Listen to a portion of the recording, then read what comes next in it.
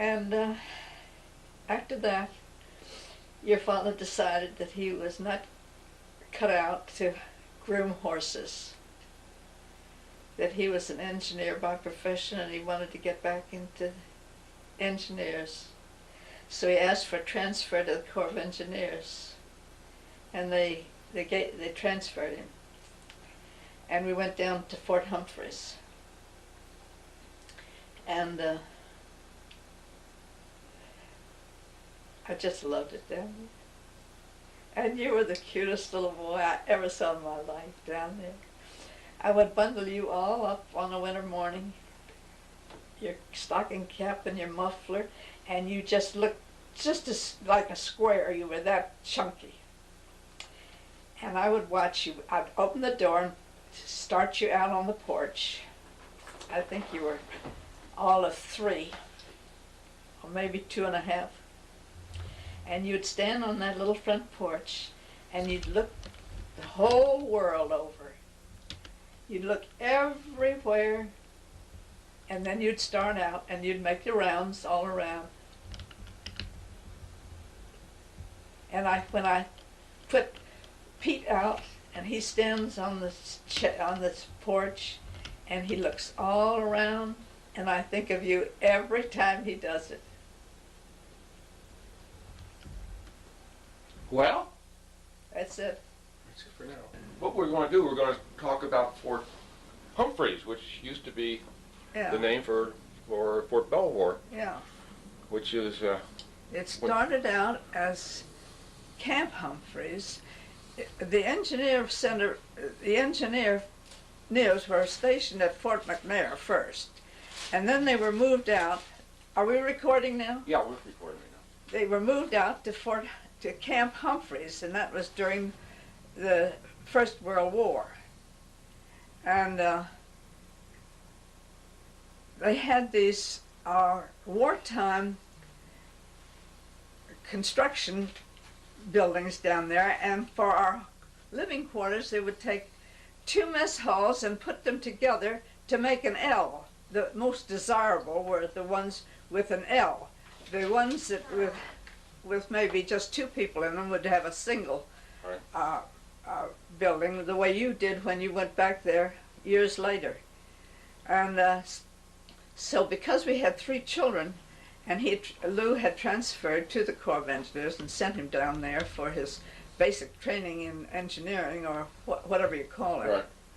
Basic course. What? The basic course. He went to school there. Right. As a young engineer. Then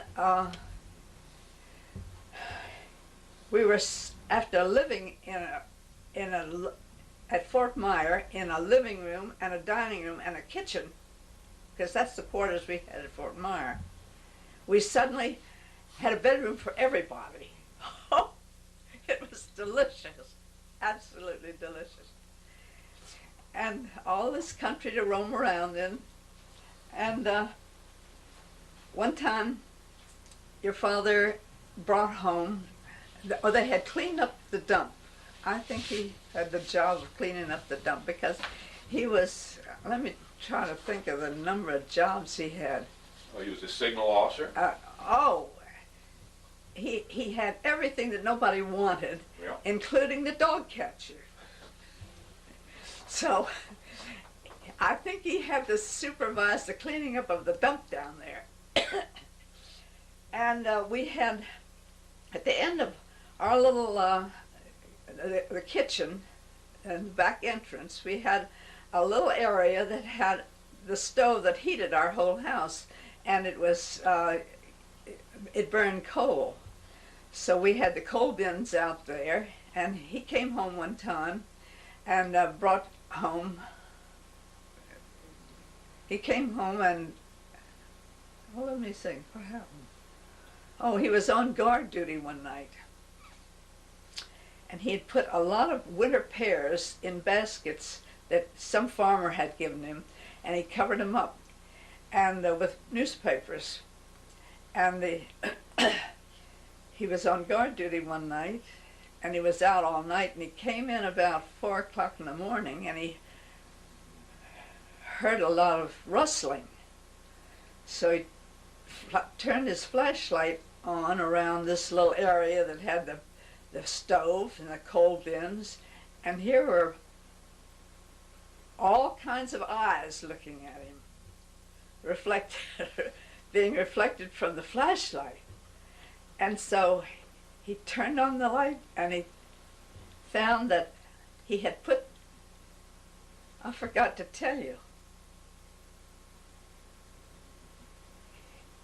he'd found a rat somewhere or other. So he had gotten some rat traps and put them on top of the pears, that was it. And when he came in the next day and flashed the light down there, all these things were in this great big rat trap. Or maybe there were two or one, I can't remember, maybe one. And he had something like 6 rats in there. So I was sleeping, I didn't know anything about it, so he took them into the kitchen and we had 2 laundry tubs that were very deep, and he filled them.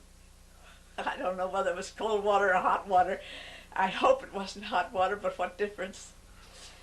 And he just lowered the traps down in this water, drowned them. And I hope it was cold water. And so he emptied the rats. You see, the rats had, when they cleaned out the dump, the rats came into the different quarters, living quarters.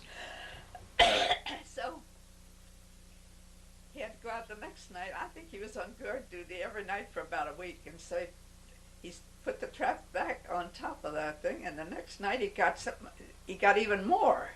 So I don't know how many times he did it, but we didn't have any rats after that, but they liked the pears. Well, now what should we talk about? I want to talk about the horses and the polo and well, all those. When Pop was a mounted officer in the field artillery at Fort Myer, he played polo. And the polo fields were right behind the quarters there at Fort Myer, so that I could go out the back along the fence. All the women, the wives, would sit there and watch the polo games in the afternoon. So when he was sent down to Fort Humpfries, they had horses down there, and he had his own horse. And they played polo down there, and they'd play visiting teams that would come down. And one time, the post doctor, Colonel, can't remember his name, came to the house about 5 o'clock or 5:30, almost dinner time, and said, "Was Louis there?" And I said, "No, he hasn't come in." And he said, "Well, when he does come in, watch him very carefully, because he's had an accident. One of the men swung his mallet and hit him in the head and knocked him off his horse. And when he got back up on his horse, he began playing for the wrong goal, and he didn't know where he was. He was disoriented. And we don't know where he is." Well, I had a terrible feeling. I knew he'd been hurt badly, but here he was off on his own somewhere and didn't know where he was. So I think somebody found him and brought him home, and he'd had a concussion. So they kept him quiet for a while, and he got all right as far as we knew.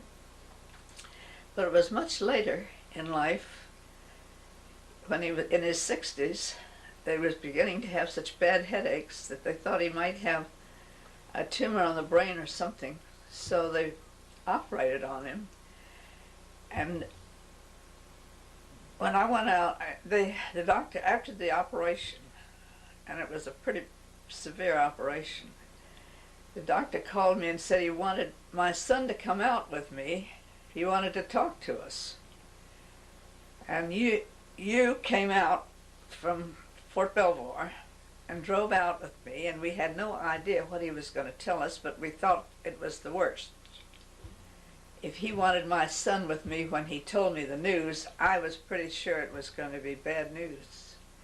And we went into his office and sat there, and he said, "Mrs. Prentiss, I'm awfully sorry to tell you, but we didn't find anything wrong with your your husband's brain. And when we went into, I took this piece of his skull away from over his left eye, right eye. We found he just had adhesions from a former injury, and that was the blow that he'd gotten from the mallet, the polo mallet. And I was so mad, I didn't know what to do. I don't know what Happy thought. He didn't say anything, but I thought that was one of the most stupid things to do to a person that I've ever heard of in my life. To have my son come out with me to tell me the news that there wasn't anything wrong with my husband. And all that time I thought he was probably had cancer. Didn't you? Yeah, well, I did. The doctor was really sorry because he was so sorry because he operated on him and there wasn't anything wrong with him. Yeah, and he was, of course, Pop was having those headaches. Terrible headache. And yeah. It was nothing in the world except that Pop, when we bought the cottage, we had some guests down there from the American Road Builders, and he took them down, took this man swimming down there, and he rode in on the waves and he got rolled. And he got sand up his nose and he got sand in his sinuses. And after that he was having such severe headaches.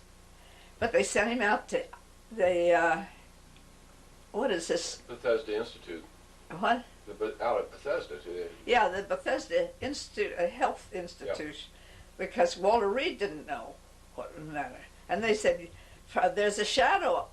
When they took the picture, there's a shadow there. They took all kinds of tests. They did this, one of these, what? Encephalogram. Yes. So, so he was very sorry to tell me that my husband was all right. Yeah. And couldn't find the cause for the headaches. No. And then Al Welling came in. What? Al Welling came in. Yeah, Al Welling came. They all came in to see him. I mean, when we were seeing a doctor, remember that? No, I didn't know Al Welling came in. He walked right in when the doctor was talking to you and me. Oh, is that right? Yeah, he was a commissioner. He just walked. He just walked in the doctor's office. I thought that was. I thought that was an awful dumb thing too. Just walked in. Yeah. He wanted to find out too. He wanted to find out. He was concerned, but he was that kind of a guy, Welling. Yeah. That he was really very insensitive to a lot of things, but just sort of strange. I know it. I hate to be racist, but yeah, that's what he was. I mean, he just didn't think the way I would think. You know, down at Fort Humpfries, the first thing I can remember in my life was at Fort Humpfries. And that was sitting on the front porch, which you had a glider. There was a glider there. Yeah. And Uncle Ernest was there. And I was swinging on this glider, and I wanted him to see me. And I knew he could see me, but he wouldn't pay any attention to me. And of course, he was deaf. And I would swing, and I kept calling to him to watch me. And he would never turn around. He would never observe. And that's the first thing I can remember of my life. You were 4 years old? I think I was younger than that. You could have been. When did we leave Fort Humpfries? Went out to Colorado. Wasn't it in 31? It was early 31. Well, you were 4. No, I was born in December. 27. December 27, so I was January of 28, really. Uh-huh. So I think I was no older than 3. Just 3. Well, it's hard to find people that can remember that far back in their lives. They usually say it's around 5 or 6 that you remember things. But I know I can remember. I can remember at Galveston walking on the beach with my father, and he had a cane, and he would take his cane down in the sand, make a hole, and drop a penny in it. And then he would say, now you find the penny. And I would dig and dig and dig, and then I'd find a penny. He didn't go too far for me. I was just a little girl. What year was that? But you see, well, that was the year before Margaret was born, and I was 4. about 1902? No, I was born in 98, and 101, 102, 102, 1902. Mm-hmm. Well, how did we go from Humpfries? Well, we had a little Model T Ford. Didn't you, I thought you had a cord. A Cord? Well, maybe. Didn't you get the cord from Admiral Byrd? Well, yes, but we had to sell that because if he went over 25 miles an hour, it began to go from side to side. When did you get that cord? He bought it secondhand, and the steering gear was all wrapped by Admiral Byrd, a very nautical steering wheel Knots? with knots all around this thing. And if we had only saved that steering gear, we could have put it in the museum. If you could save the cord, you'd have been able to Yeah, put it in the sure. museum. If only but we didn't know that it had any value. Well, when did you get that We cord? got that at Humphrey's. At Humpfries or Yeah. at Meyer? And then we had an Essex down there. No, we had the Model T Ford at Fort Myer. Mm-hmm. Then he began to get a little larger car. And I thought that we went out to Golden, Colorado in a Ford. Probably did. I'm sure we did. Because we went cross country in that little Ford with